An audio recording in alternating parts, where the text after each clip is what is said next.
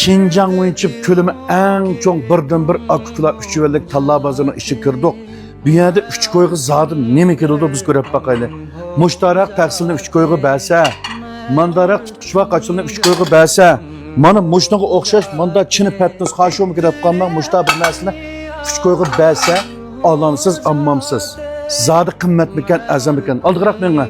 Ondan keyin mana ma kaçıla, ma tahsile, müştarak narsa üç koyga meningcha qimmat emas.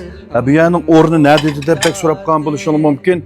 O'rni ulab qolib qolsa, yakan noya mushu bug'da oshxonasininki tegi dishasga joylashgan akfukula Küçüverlik talla bozori. Bu yerdagi endi mallarning turi 30 ming qo'ldan oshdi. Hozir men mush oshxona buyumlarini ko'rsatdim. Mana o'sha taqishib ketgan.